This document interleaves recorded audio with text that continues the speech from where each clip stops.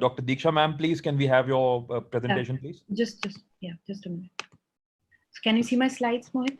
We can, ma'am, and hear you loud and clear. I'd just like to briefly introduce Dr. Deeksha Katoch.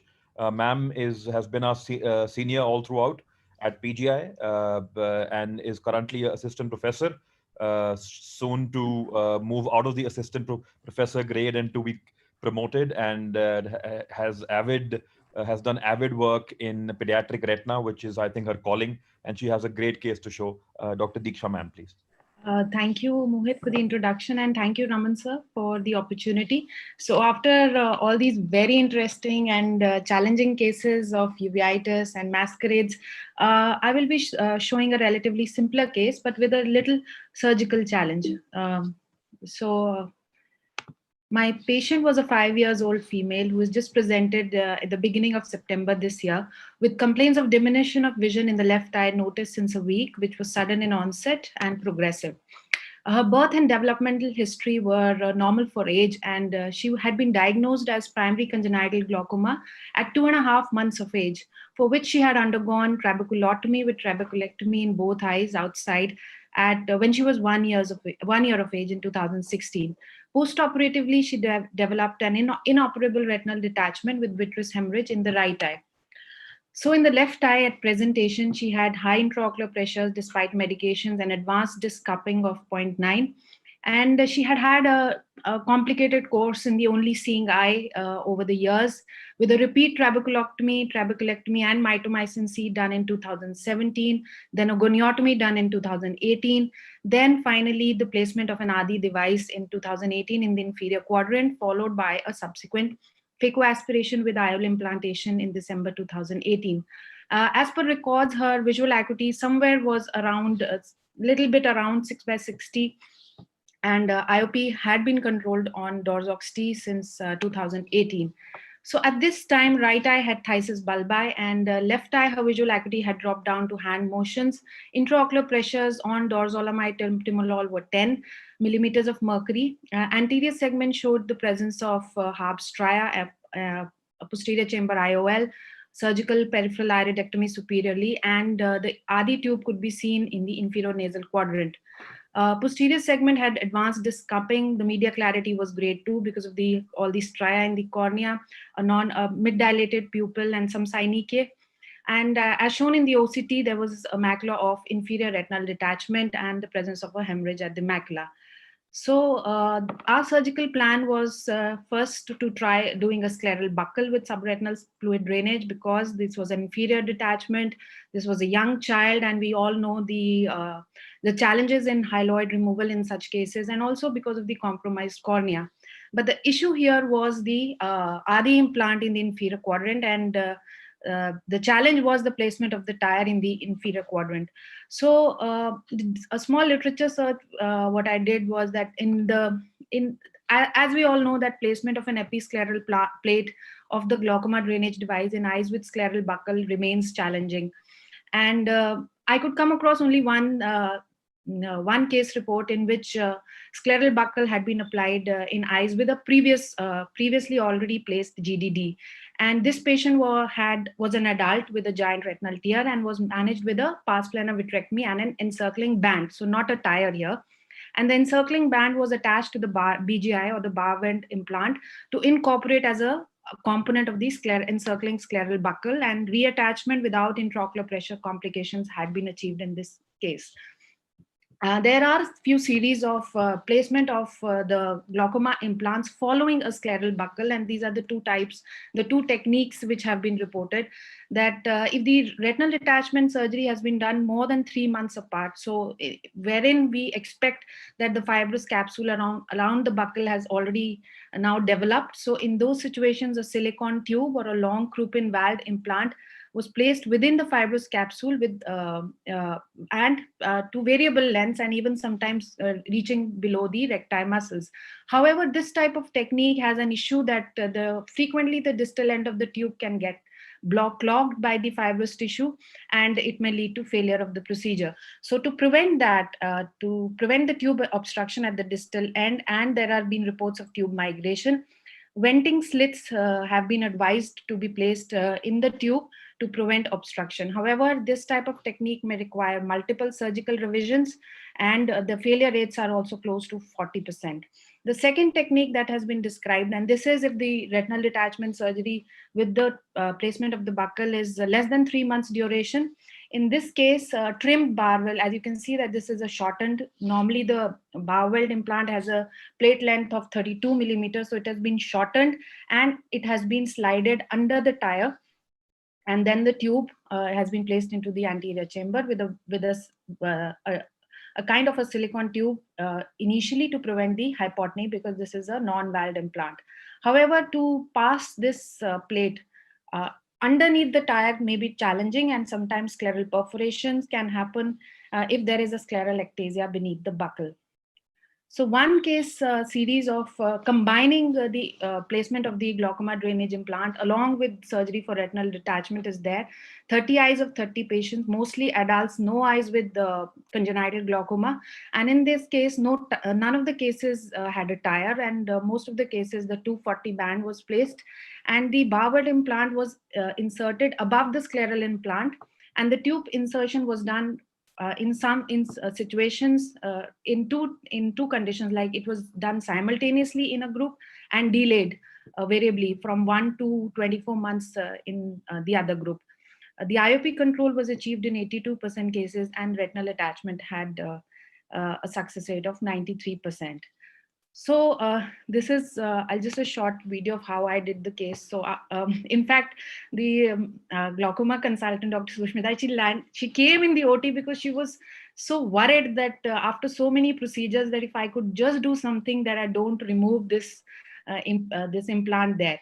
Also, there was one thought that I could, if I could remove it at this sitting and then a subsequent surgery and place it in the superior quadrant. Now, the problem with that would have been that in case this scleral buckle had failed and the child would have eventually required a vitrectomy with silicone oil tamponade, it is important that in eyes with silicone oil, we always have to place the implant inferiorly, and then we would have landed a problem. So in any situation, placement of this implant had to be done inferiorly only. So we thought of that, how we could not remove this plant and also perform the buckle. So the first thing, and this is the most very important thing, was she advised me that you just ligate this tightly, this the tube of this, because as soon as the fibrous capsule will get incised, there is going to be hypotony.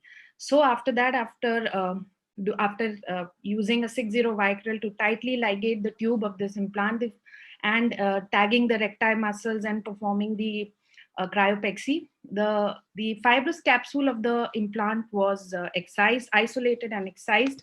As you can see in this case, this thick fibrous capsule, and this Barwell implant was cut in half.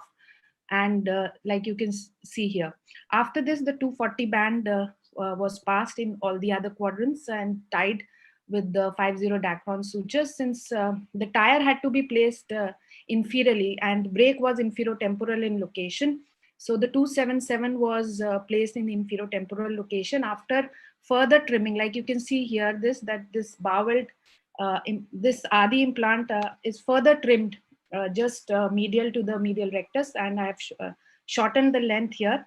After that, the mattress sutures, as usual, this usual steps of scleral buckle were done, and 2 mattress sutures in this quadrant and 2 more in the other quadrant. And herein, if you see that the 240 was placed over the implant, and the mattress sutures kind of secured it, and the 2 holes in the middle of that kind of help to stabilize the 240 band over the implant, because the implant doesn't have the groove wherein normally the 240 slides in.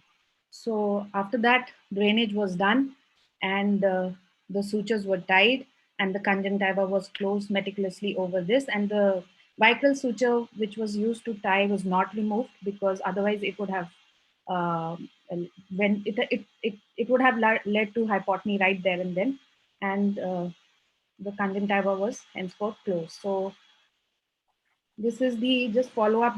The child has just come on Friday, so we expected the intraocular pressure to be highest, and so this was 32 millimeters of mercury because of the ligature, and we expect the suture to go take around 4 to 6 weeks to absorb.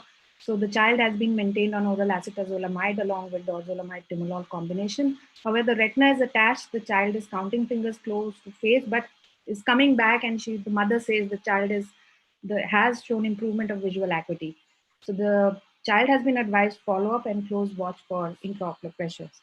So thank you. So to the panelists, I would like to ask the question that how would they have approached this case and what is their take on this? Thank Great you. case, great case, ma'am. I think terrific surgery. Uh, not just the skill, but also the intuitiveness to come up with that, given the one-eyed status, multiple surgeries, young patient, pediatric glaucoma. I mean, super, super. I'm just going to, so we're going to start the discussion with ma'am's case first and then go on to the discussion for Kalpita's case. So regarding Dr. Deeksha's case and regarding, anything which could have been done differently or anything which was, or any other modification or comments, I'd first like to invite Sangeet Mittal, sir, please. First of all, I'd like to congratulate Dr. Deeksha for managing this case excellently. I must really admit that I have not done such cases before.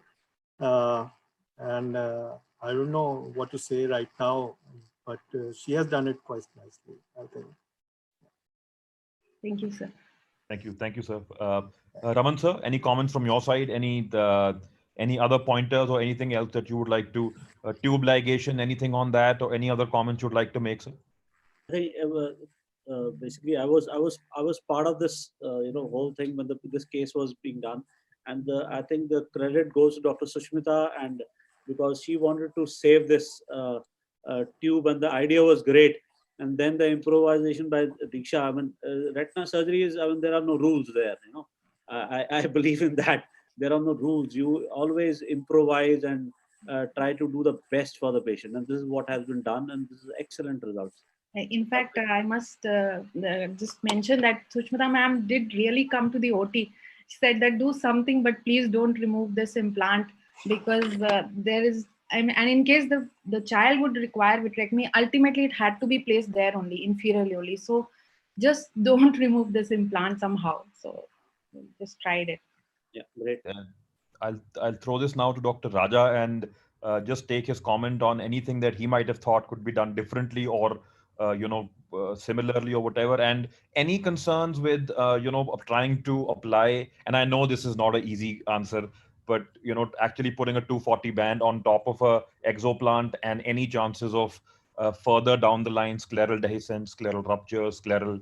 I don't want to use the term necrosis, but be basically scleral dehiscence because of, if I can use the term, twin pressure on the sclera. Dr. Raja, please. Yeah, I think very well managed overall. It's actually more of a learning for us rather than having to give any comments to you, Dr. Deeksha. I think very wonderfully managed. What I would actually tell is that for most people, probably, they might have tried to avoid all this opening of the conjunctiva and trying to see where to fix the buccal. People may have opted for vitrectomy, but I think you did a great job of taking the difficult choice and the right choice. The question about Mohit is about about scleral necrosis. I'm just trying to play devil's advocate, sir. I'm just No, I'm just twisting the question a little bit. So I'm not worried about the future, but I would have been worried if during the surgery, if you had tried to go in and planned all the surgery, you have found after trimming all the buccal implant and removing the capsule, if there had been any problem with the sclera at that time, then that would have been more troublesome to manage the complications there itself.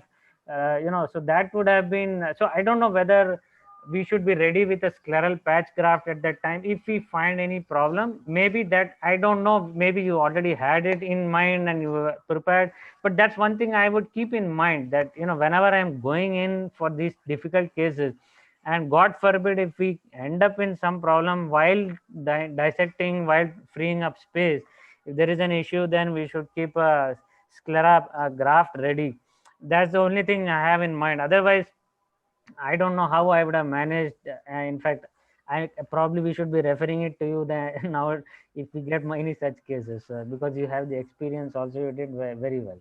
Thank you very much. Thank you, sir. And I think it was a wonderful comment, sir. I think I did not anticipate. In fact, I did not have a scleral patch graft, and definitely it would have been a challenge if I would have found scleral thinning at that time. And God only knows maybe what I would have done in that case. But yes, this I would keep in mind if the further if I have to do a subsequent case. But again, would just a question again to the panels that would would you have considered vitrectomy in any situation in such a case, or that my decision to still try a buckle was okay? No, so from both the retina surgeon's point of view, buckle is preferable, and from a glaucoma surgeon's point of view, also in the sense other than disturbing the implant. I mean, they don't like oil in the eye when it can block the tube from inside, so that creates more problems. And we could see from the fundus photograph there's advanced cupping, and we don't want an implant to go waste with silicone oil blocking it. Sometimes what we have done is initially to prevent any blockage for and see the response, you can put a silk suture into the inside part and make sure that it doesn't block it, but then after that you have to remove it after some time. It's not easy, but I appreciate your effort in taking it the long way. Yeah. Thank In you for fact, in the photograph that we are seeing, we have a good indent in the inferior nasal quadrant from that. And all the series, Mohit, as you said, the scleral necrosis, all the series till now, wherever they've put a 240 over a previously existing glaucoma drainage device, they have not reported any migration or scleral thinning. So I mean, wherever band has been put till now in all the series, it has been placed over the implant and sutured up.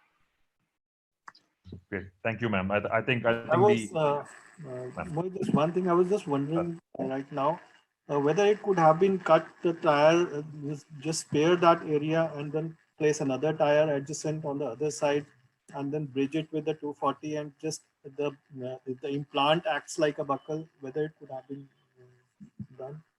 So, sorry, I didn't understand. So, because the brake was infero-temporal, the tire was placed there. And here in this quadrant infero-nasal, the plate of the implant, the trimmed plate, because it's like 6-7 millimeters. So, applying a suture very posterior was very difficult. So, Okay. that is why it was trimmed into half, and then it was used as a tire and then secured with a 240 and sutured up. Yeah. Thank you. I think it's a very well managed surgery. I won't prefer to do a vitrectomy in a child 4 years old. It's very difficult to manage them post-operatively. Calls for a publication as a surgical technique, as I would say, ma'am. And with that, I'd like to thank Dr. Deeksha for that excellent case, and dive straight into Kalpita's case. And I'd like to ask Dr. Raja Narayanan sir his comments first, and then I'll go to the other panelists regarding Kalpita's case, which was actually equally astounding. Oncology, medical retina, a mixture of was it a PCV? Was it PDR? Was it both? It was definitely lymphoma? Was it what was it? And could we have picked it up earlier? So I would like to share my screen here. Again, a very nice presentation, and these are the dilemmas and challenges which should be brought out and discussed. Overall, yes, I could see PDR. I could see a lot of peripheral ischemia in the left eye also, and also there was some perivascular leakage, which was unusual for a PDR. In your left eye, it was very prominent, where there was no neovascularization later on, but definitely there was macular neovascularization. Yes, in terms of PCV, I did see lesions. Now, PCV can be of different types.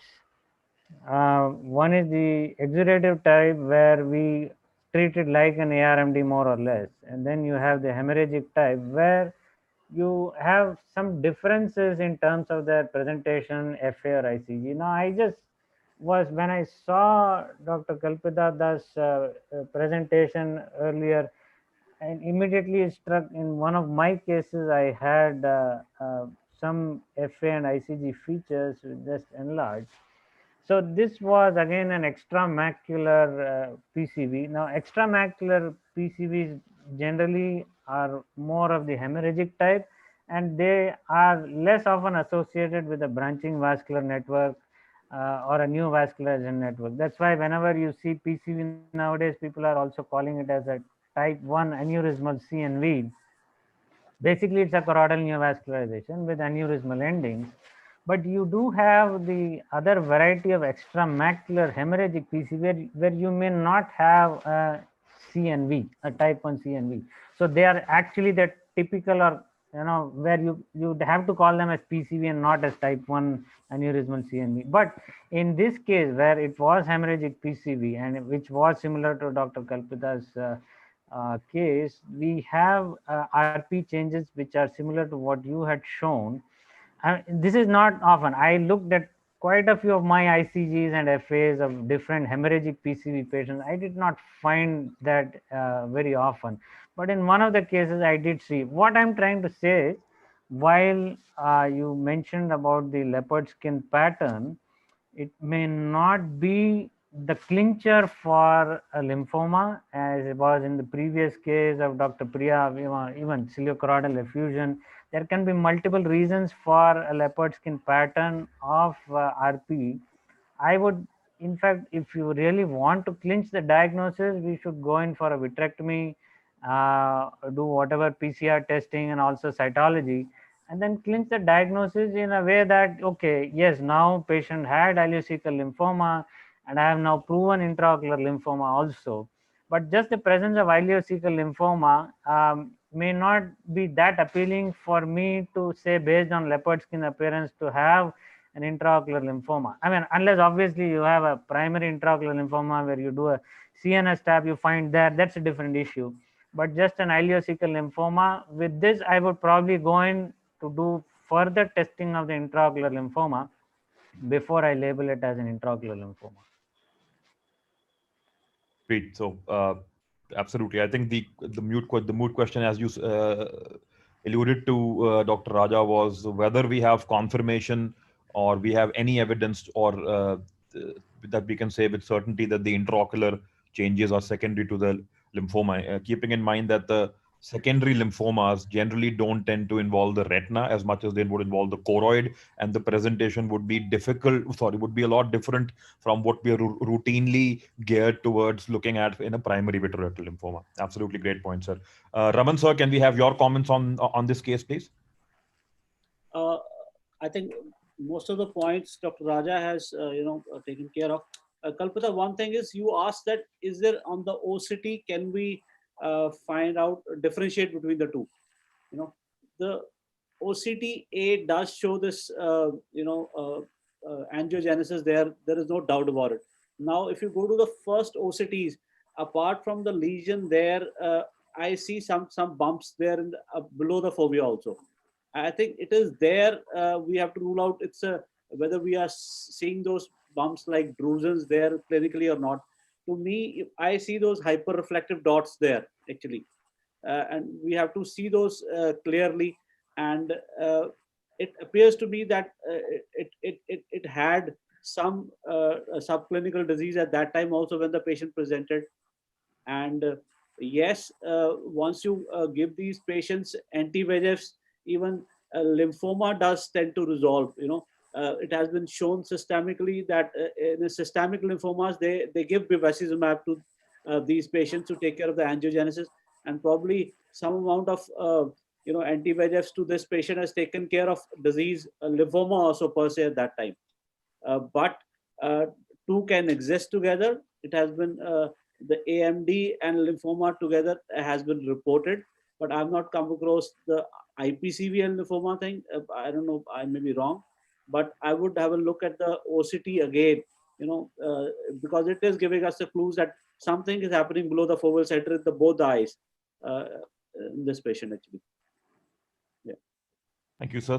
Dr. Geet, can we have any comments from you, sir, on this case? I think now it has been covered by both Raman and Raja, and I think that it was a difficult case to manage. With 3 diseases existing in one eye or both eyes, I think she had done quite nicely. And Kalpita, what was there in the vitreous? These were asteroid haloses, or are you? Yes, sir. So initial presentation, it was very difficult to make out any finding because he was a diabetic. I could see some retinal hemorrhages. There was a pre-retinal hemorrhage. There was a vitreous hemorrhage, and he had dense asteroid Yeah. in both the eyes. So that was initially to make out anything what was going under was very difficult. I know it's very I difficult. could not pick up anything on FFA ICG in any of the phases. But the later on the picture is the leopard skin is favoring the secondary, of the lymphomatous changes actually. So if the initial presentation we say it's a breakthrough hemorrhage due to PCV, would there be likely a subretinal bleed component also along with, or just a breakthrough hemorrhage can occur in PCV? Because we didn't see any remnants of any subretinal bleed later on. Yeah, so that in fact it's very difficult to say what was there in that all the block fluorescence that you had.